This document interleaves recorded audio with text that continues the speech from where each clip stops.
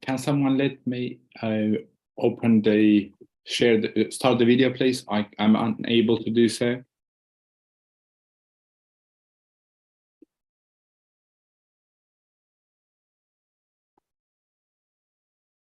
All right. Yeah. Thank you. Okay. So, hello everyone. Thanks for joining this event. Today we have Ed Carroll here, or Edward. I don't know how you prefer to be addressed. Today's topic is a pretty interesting one, at least for me. So we're going to talk about how to boost your small business security, with essential basics and fundamentals. So Edward, I don't want to make a long introduction of yourself. I would like to leave that part to you, but I'm just going to say that you are a senior director at Carolina Cyber Center, right? Okay, and you have a long experience. So that's all what I would like to say about you. So first of all, thank you for joining us today, and thank you for being here. Grateful to be here. I appreciate the opportunity to be here. Thank you. Okay, so thanks for being here again. Now, Edward, before we start our conversation, and since we're waiting for more people to join us, would you mind making an introduction of yourself? Like something about your life, anything, your experience, whatever you want to talk about. Yeah, no, happy to. I've spent the last 15, 20 years in and around cybersecurity, mostly with startups. Which is a lot of fun for me, and in a lot of different areas of security within those startups, whether it's email security, cloud security, security identity and access management, traditional security services from SOCs or MSSPs. So across a wide range of kind of areas of security. My why, I always like to share with folks my why. So I love being in security. I love startups. My why is my wife and kiddos. And so it feels really good working in security to be able to go home and say, hey, we're trying to fight off the threat actors, the bad actors that are out there. Yeah, that's cool. It's like being a cool dad. It is. As a matter of fact, my kids called me, they call me a nerdy dad, which at first I thought, oh man, that's not cool. But they said, no, nerdy's okay now. So. Okay. All right, thank you. Now, so just to mention to everyone, we have prepared some questions for Ed, and we're going to ask at least some of these questions. However, your questions are more important than mine. So if you have any question, please write it through the question and answer part, in this webinar, or you can always raise your hand and ask it live by asking permission. As I mentioned, you can always type your questions. Because you are the ones who are interested in this, let's say, in this event, and you are the ones who may have like specific question. We'll try to answer those questions. So yeah, anytime you can stop. Let's say you can interfere, let's say, or you can ask your question. Now, before we start with that, Ed, I want to ask my first question. So we talking about small businesses, right? And how they about the security. So the first question would be, why is it important for these businesses to prioritize security? So why is security important? Yeah. Like what can they lose if they don't, on people who are in small businesses? Yeah, especially as it relates to small businesses, more than ever before, they are starting to be targeted by threat actors at a higher rate. So a report I've looked to, and others I'd suggest that are into security, if they're not, looking at the Verizon data breach report that comes out annually. And I really started to see the numbers the last year or so, and this year, similar numbers. A lot of the breaches that they were reporting on are now 61% or so are small businesses. Okay. And so it's becoming more evident. These threat actors are, and if I was a threat actor, would I go after some of the largest organizations in the world that are spending hundreds of millions on security? Or would I target a small to medium-sized enterprise that that probably doesn't have the money or hasn't put the thought into securing or fortifying their organization? And something else that you mentioned is, what's the impact? Well, there's some various statistics out there There was a statistic I saw for, and this is maybe, a year old, but the average ransomware attack for a small business was around $30,000 US. So you think about your small businesses in your community, could any of them afford a hit like that? The answer is probably no. They're not going to be able to hire somebody, they're not going to be able to grow. Now, the median and the mean of a ransomware attack is normally a couple hundred thousands. They can go up to millions. But for a small business, can you imagine what that would do? Yeah. Well, in one of my previous jobs, before I get into the tech, I was working as a sales representative for a company. And they told me a story, actually. Now, I'm just explaining this story because, like it kind of came out, right, with the topic. And they lost their website, which was important to them, to some people from Nigeria, they told me, if I don't misremember. So, and I told them, how did you get back? Well, they told me that they paid money to guys. I mean, they had to negotiate about payment. I don't remember the exact numbers. I'm pretty sure that it was less than 10,000 US dollars. But yeah, they had to pay. They had to pay from what I was told. So yeah, and that amount of money meant the salary of maybe the team for 1 or 2 months, something like that, because it was a small team. So definitely it can have a negative impact, of course. And I asked them about cybersecurity, of course they didn't have any. They just created a website from Wix, and which as far as I know, it may be pretty good, but I mean, you need to implement. I'm not an expert when it comes to cybersecurity, so forgive me if I'm just throwing words around. But yeah, like they lost the website and had to make a payment, and that's how they took it back from the story they told me. Right? It's awful. It's awful. It's sad. That's our community that's out there that's getting hit like that. Yes. Now I want to continue with another question. So we talked about why it is important. Now, can you tell us at least the basic, the fundamentals of enhancing security for small businesses, at least? I mean, for people who cannot afford, I don't know, like a team of people working at cybersecurity. We're talking about small businesses here, so like usually there's not much money to throw around. Say, how does it work? Yeah, no, I think I think for a lot of us that are in this space, probably overcomplicate the recommendations to small to medium-sized businesses, not intentionally, just because most small businesses don't care about this, and I don't blame them. Right? They don't care about the security. They want to make the best cup of coffee, the greatest pizza. They want to provide the best healthcare service. They're not thinking about providing the best security experience. We're trying to change that. But a lot of the guidance that comes down to them, it gets too complicated. It's too bits and bytes. And so they end up doing nothing. And so for me, what I've really tried to work on when I give guidance on basics and fundamentals, I always like to frame it as not being the slowest gazelle. Don't be the slowest gazelle. You don't have to be the fastest. You don't have to be the cheetah. That's reserved for the Bank of Americas of the world, the big companies, right, that are out there. And so my fundamentals I like to share, and some experts will argue with me on these, right? And I'm fine with that as long as we're having the conversation. They might order and prioritize them differently, but the ones I talk about is security awareness training. So training employees on security principles. That's critical, and I'm sure will come up, but Verizon's data breach report most recently came out and said 75% are due to human error. So if we can do some security training, back up your data and have a disaster recovery plan and patch your software. So having plans for those things, it's not too costly. It's just about putting policies in place. It's pretty low cost, same as security awareness training principles. Encrypt your data on your machines, run antivirus programs, maybe consider a VPN. So again, not very costly things that you can put in place. Some cases, there are a lot of free options. Enable multi-factor authentication on all apps and have strong password policy. Most places, you're going to be able to enable MFA for free on the applications that your small business is leveraging. Strong passwords, put a policy in, put a password manager in, and then protect your website and domain.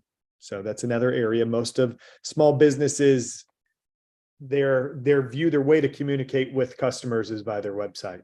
And so there's some simple things you can do to protect your domain from being spoofed. So those are Those are mine. What I have seen, as someone that has worked with, I'm talking from my time that I was doing sales, some years ago.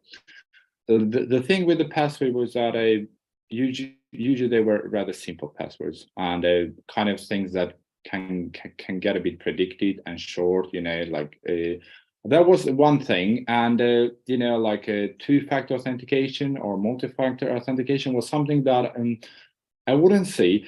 Actually, let's talk about myself. Sometimes I find it very, it's like you doing extra work by doing that, because you have to look at the code that is coming through your phone or something, and people think of it as extra burden, as extra work, but it really protects you. It really protects you, as you mentioned.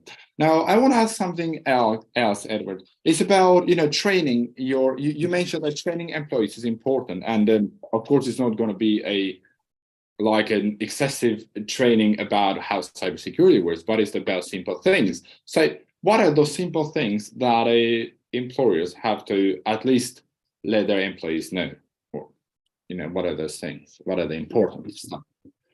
I mean, I would leverage if I had the small business, and this is what I recommend to small business owners that are friends of mine, is there's some free security awareness training companies out there that'll provide some training for free. And what are they doing? They're really trying to help you identify phishing attacks, which is one of the predominant ways that bad actors, threat actors get your credentials and can breach systems, is they're trying to trick you into giving up information.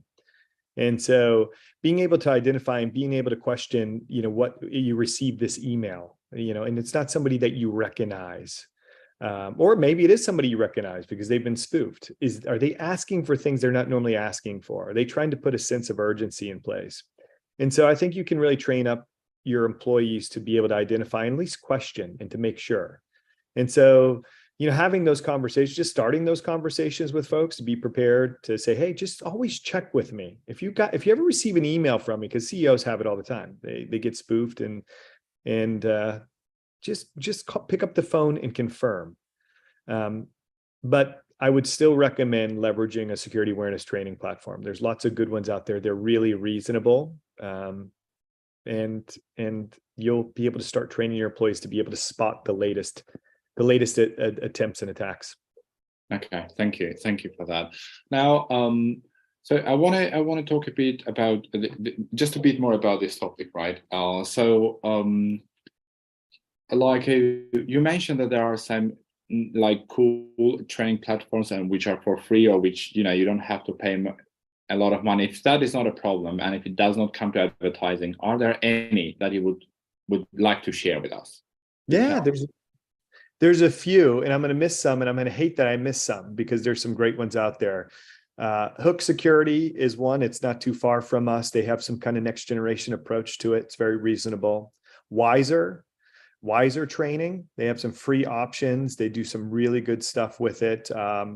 KnowBe4 is probably the giant that most folks have heard from. They've done some pretty big things. There's Ningio. I think there's a new one over in Europe called Riot. Maybe they're out of France. They look like they've got some interesting stuff going on. So there's a handful, and I'm going to hate that I missed mentioning some of those, but those are a few for folks to look at and pay attention to. Okay, thank you. And also you mentioned that maybe the companies can use a VPN, right? Or also antivirus programs are also crucial, it seems. So what about those? Are there any kind of recommendations that you can give to us? You can mention name if you want, of course. There's a lot that are out there. There's some names that folks are probably familiar with, from Norton to McAfee to Bitdefender. They all put out some pretty good stuff. Microsoft's got the Defender product. You probably, if you're doing it, look, you're taking the right steps, right? If you're implementing, doing some of those things. Microsoft's got some good stuff. Apple, there's some guidance that, these days Apple's being targeted more. In the past, you didn't have to think about putting those things on your devices, putting antivirus on your endpoints from Apple, but now they're starting to say, yeah, it's probably not a bad idea. So again, some names you've heard of: Norton, McAfee, Bitdefender. I'm sure some experts that say they got specific recommendations for ones they like over the others. I'm just happy folks are putting them in place. It will help. Okay. Yeah, the important is like to do it, right? Okay. But like when it comes to not antivirus, but I want to talk a bit more about the VPNs. Um, can it cause like legal problems? At least let's talk about the US, because like when I have lived in China many years ago, and using a VPN there was forbidden. At least, well, it was forbidden to use as a user. You need to take a special permission, special permit if you're a company, and you can use it only on your like company devices. Something is very complicated as far as I know. So when it comes US, are there any legal problems that may be caused by using a VPN, or is like totally okay to do it? Yeah, How does it?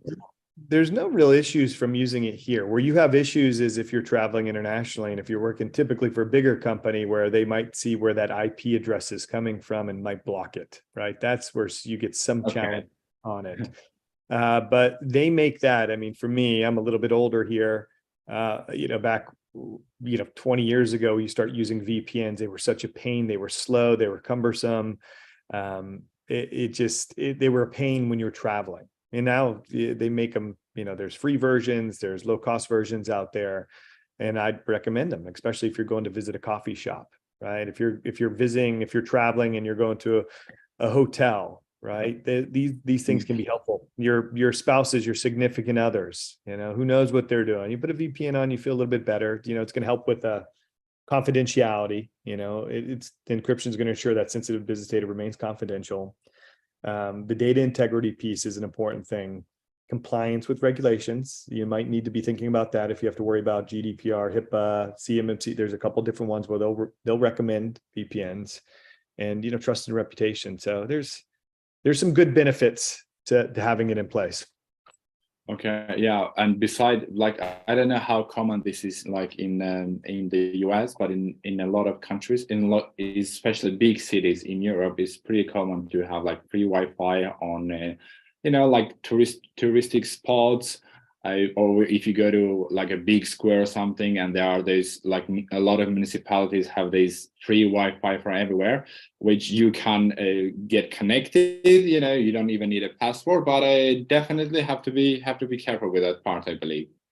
Yes, no, and it's everywhere, right? Like everybody's going somewhere, coffee shop there, and so there are these networks, and you just don't know who's out there who's snooping around.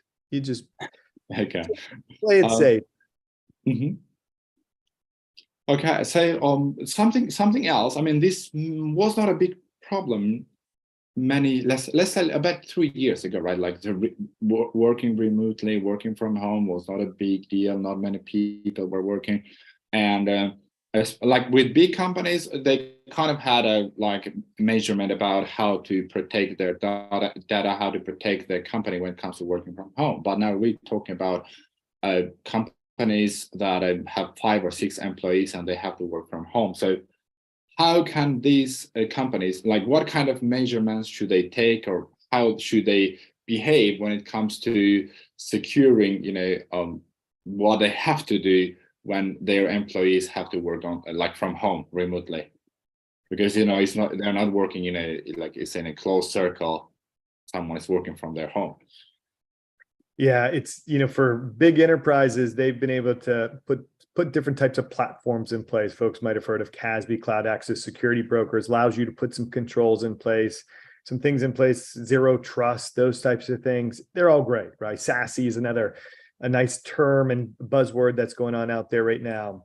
For small and medium-sized enterprises, I don't expect them to go and adopt, something from Zscaler necessarily, or some CASB from Netscope that could be pretty pricey, right, for their half a dozen remote employees. What I would tell them to do is make some assumptions. For a lot of them, we're going to be leveraging the Google Cloud Platform, right, the G Suite type products, or Microsoft Online, and putting policies in place that typically come somewhat out of the box. Make sure you have MFA in place. Make sure when you're accessing it remotely that you have multi-factor authentication, have strong passwords on that. And then, talk about acceptable use policies with them, right? You might not be able to proactively restrict with some of these tools that are out there, but if you start talking to them and educating them about, hey, you have access, let's take inventory of what I'd call our crown jewels, the most important information that you're going to have access to. and make sure you're being very conscientious in how you're sharing and where you're downloading that data, right? Make sure it's on an endpoint that's approved. So that's what you're going to talk about with them. And if you're just writing down that policy on a piece of paper that you're sharing with them, you're going to be ahead of the curve than most folks. You're not going to be the slowest gazelle. Okay. Yeah, but you're not going to necessarily have the money to go spend on a CASB that's going to say, hey, I'm going to prevent you from downloading this piece of content because it has HIPAA information or PII information, or I'm going to restrict, put some zero trust on there because you're coming in from an IP I don't recognize or from a location I don't recognize. Those things are going to be tougher for the small businesses. Yeah, but like it costs less to just show someone that do not download everything that you do, because we, as I mentioned with the previous company, we've got an email from, I don't know, it was from another country that we usually didn't do business with, and it was about an offer. It was a file. One of the co-workers downloaded it. Nothing happened, but it was definitely something that she shouldn't have done.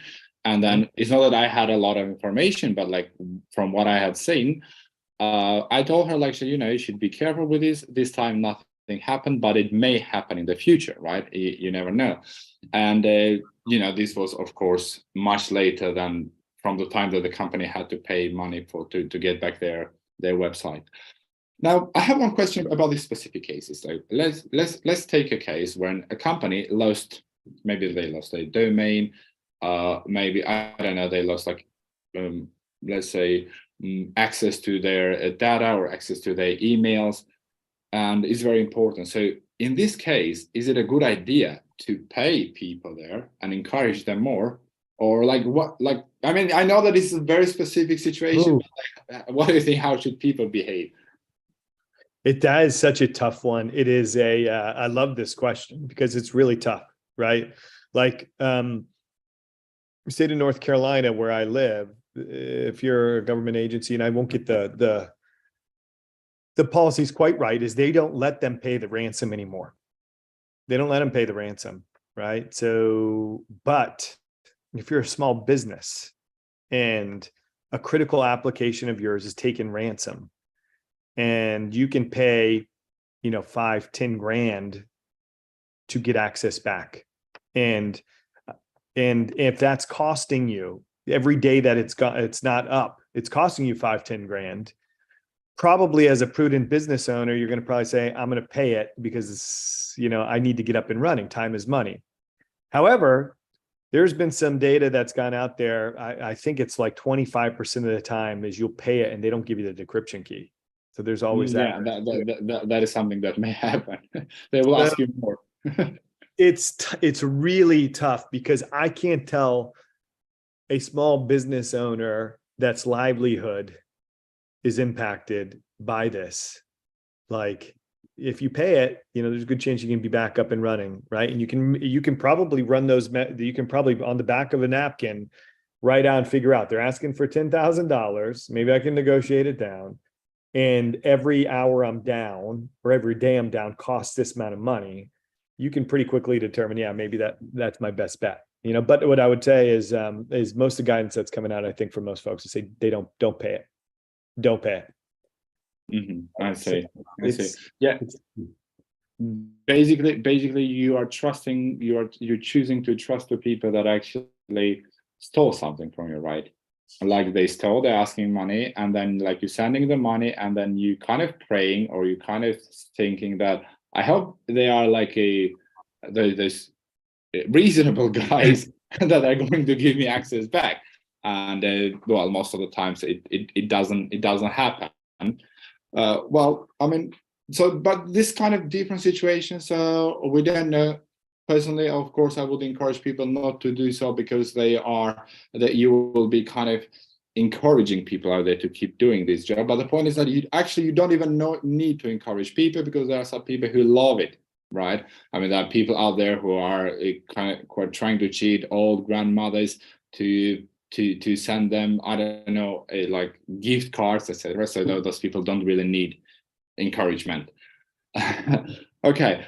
No, but it's a really interesting one. I try to be empathetic or try to put myself in the shoes of those business owners, and that's where I can at least understand why they make the decision, even if we would recommend them not to pay it, right? Like, how can you? But I do have a funny story. My father, who's an engineer, very smart guy, was an engineer. He got hit many years ago, and we do see this with our with elders are getting hit very hard by threat actors, very hard. FBI has some estimates of how much money was spent, how much money was given. And I'll probably get it wrong, but I think it impacted last year 90,000 seniors in the US and about 1.5 billion in what they paid to bad Okay. actors. That's the economy of some countries, actually, when you think of the economy of a small country.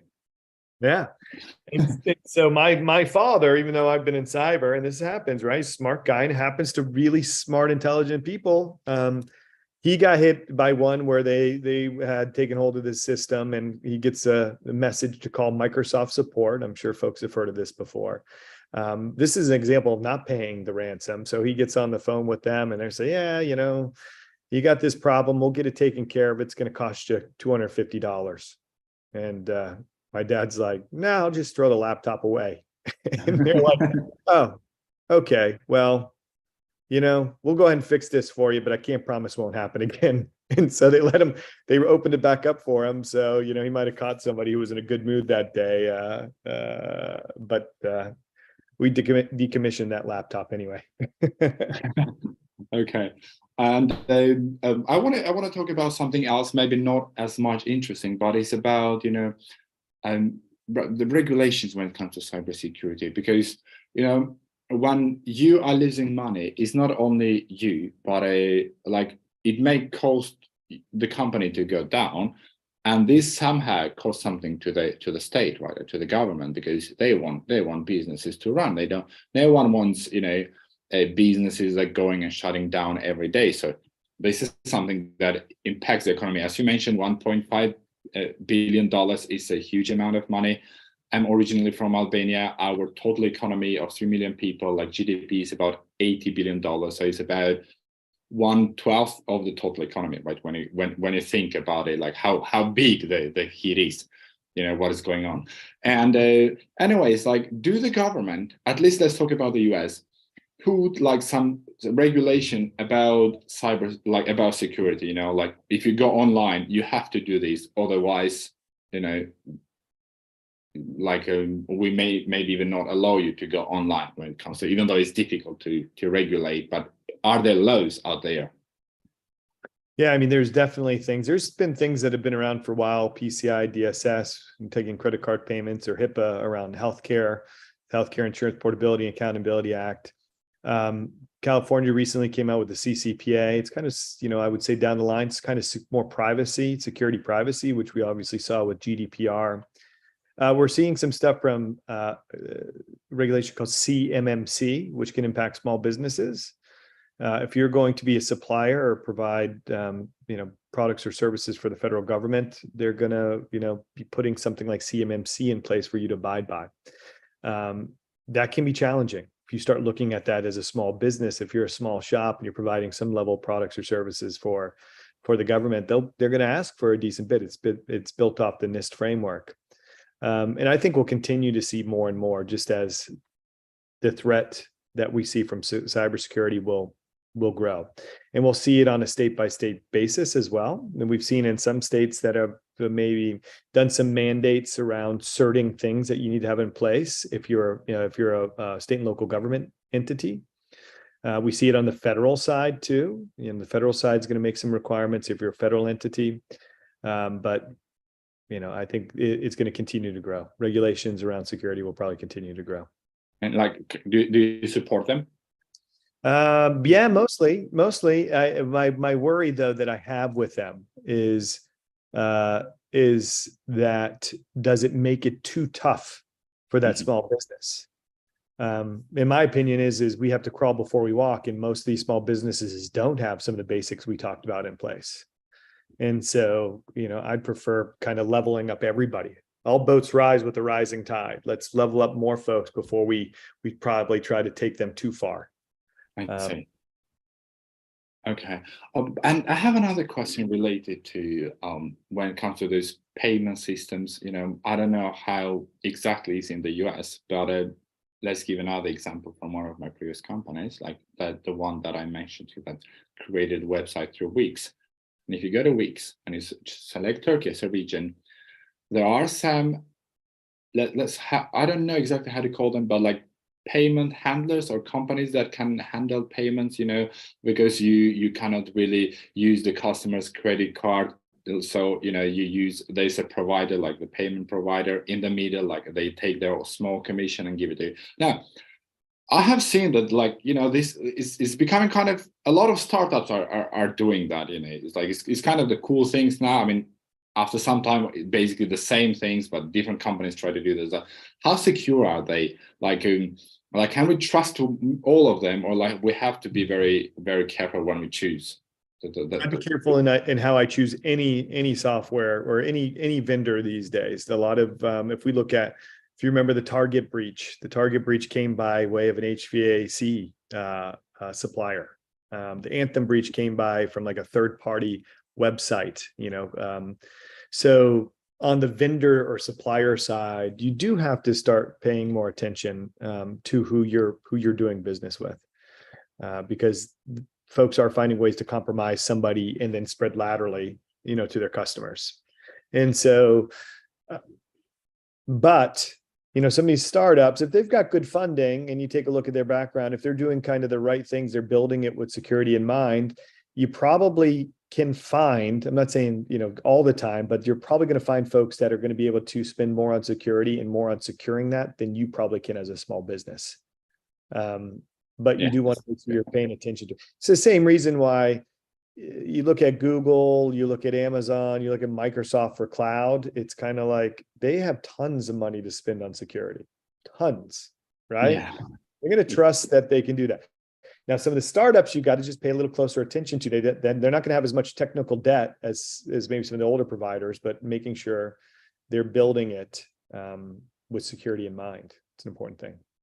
So, like what I understood from your words is usually, especially if you're a small business, I don't have a lot of money to spend on, maintaining, creating your own service to handle the data. You think that using, I don't know, AWS maybe, or Azure is like a better idea for those small businesses when it comes to securing their data?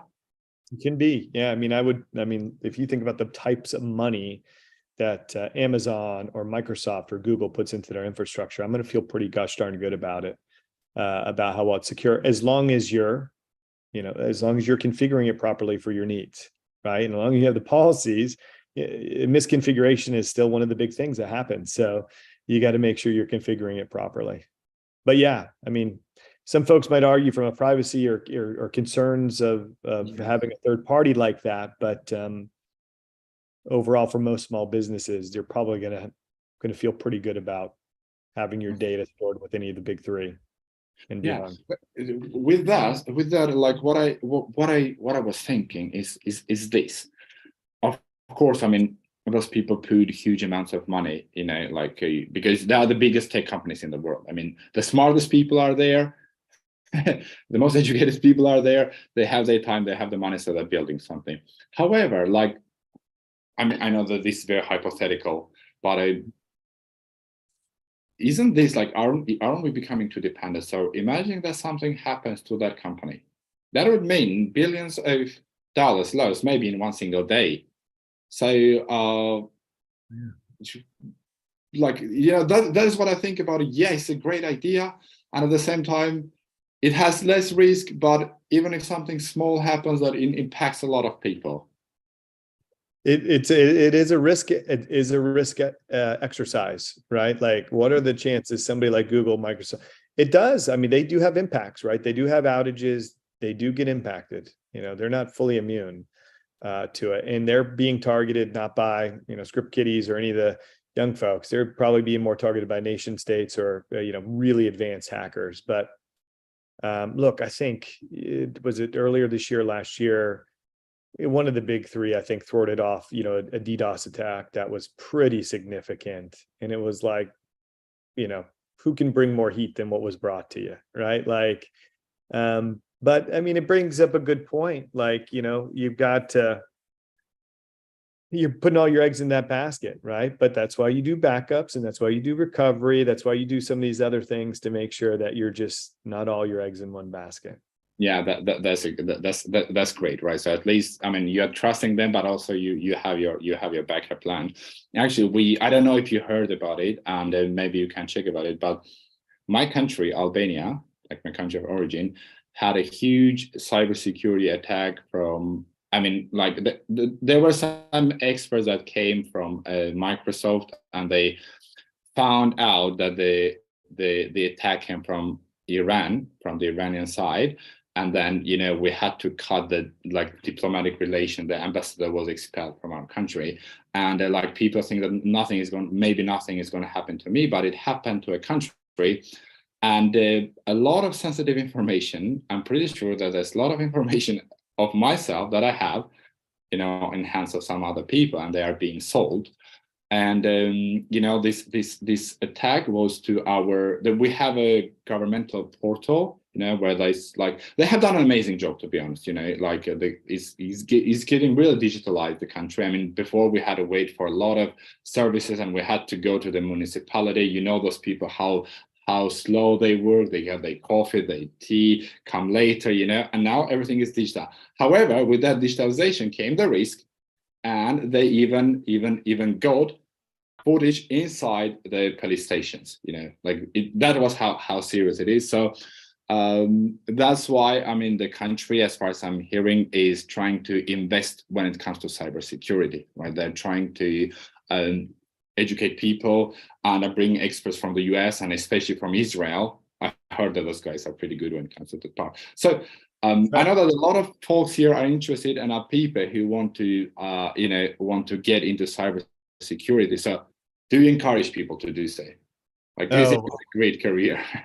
Oh my gosh, absolutely! I would highly. So here in the States, in North Carolina, we have over 20,000 unfilled cyber jobs, and it's growing each year.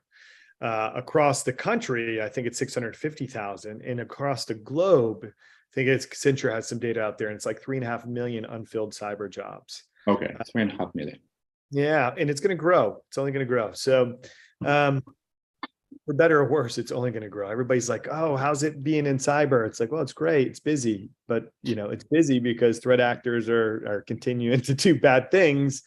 But as I mentioned earlier, look, if you're looking for a career that's going to pay you well, it's going to be able to provide for your family, you're going to feel good about. I mentioned earlier when I introduced myself, my wife and my kids, I feel really good being able to come home and tell them I'm helping. It feels good. And that's what you'll find from most cyber professionals. Most cyber professionals that I work with are servant type leaders. They want to give back. They want to protect. They want to serve. So and it's interesting, right? It's ever evolving. It's not static. It's always changing. The threats are changing. There's always something that you got to be learning and adapting to. So if you're curious by nature, it's such a good field to get into. Okay, well, there are two fields that actually, like myself, I'm into full stack, and then I'm working for a company now. But when people ask me, what should I choose as a career? What do you think? Mostly I go with DevOps engineering. I actually even advised my wife to do so. She started a course just 2 weeks ago with Clarusway. So she quit her full-time job. And secondly, cybersecurity. So I think I'm going good with advising people when it comes to that part. Now, Ed, we do have a question from Stephanie. Are you able to read that question, please? From the question and answer part. Let's see here. Oh, here we go. I think I got it. Yeah, can you read it loudly so people can hear? What are the most important controls that small, mid-sized companies should focus on implementing to strengthen their security and resilience? If they want to get government contracts, should they hire a consulting company before attempting to get NIST, GDPR, or PCI DSS compliant themselves? That's a really good question. I have some somewhat strong opinions on some of that. The reason why is because there's lots of different frameworks. You mentioned stuff like NIST or CIS benchmarks. There's a lot of different frameworks that companies can implement and put in place. I think sometimes it's overkill for a small business.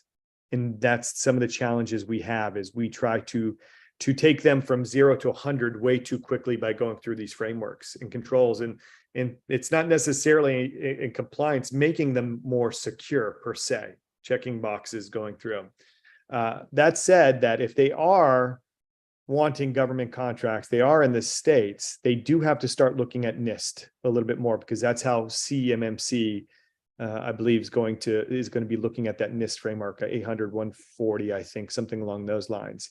And I would tell them to go look at it and start doing it themselves first before spending a lot of money on a consulting company. And I'd also tell them to, unless they got money, they're doing really well, and they want to they want to focus on what they do best, and absolutely outsource a consulting, an MSP or an MSSP is probably the way I would recommend them to do.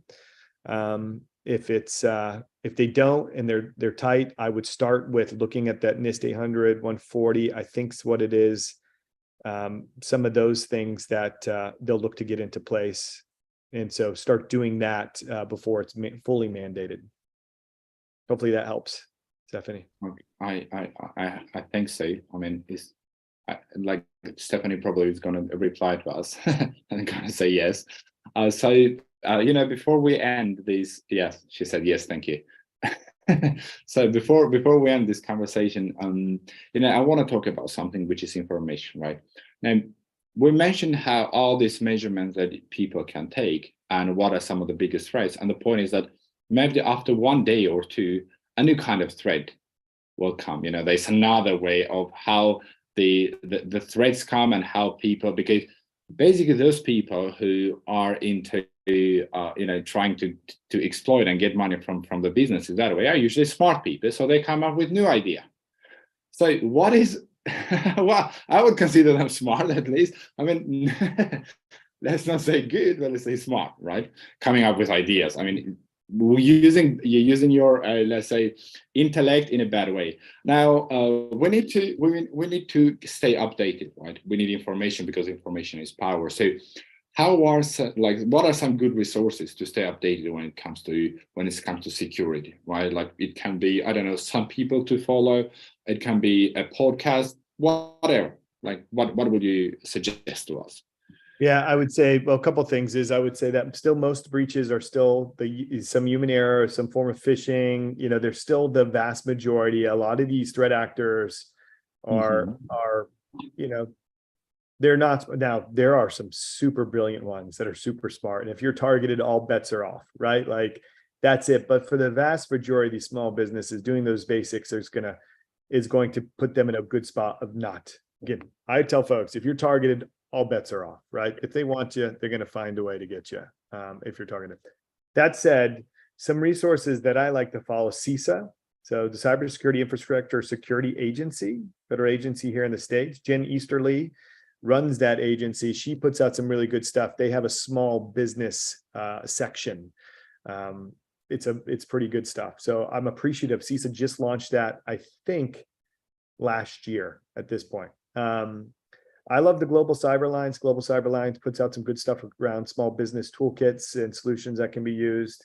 The FCC puts out some pretty good stuff out there too. Folks have probably heard of Krebs on Security, Darknet Reading. There's some pretty good stuff out there that you can find and be up to date. But be careful, right? It's going to overwhelm you, and so that's where it's get back to the basics, and you'll feel pretty good. If you're targeted, all bets are off. Yeah, well, probably this is a better idea for people who are into cybersecurity, right? To follow more.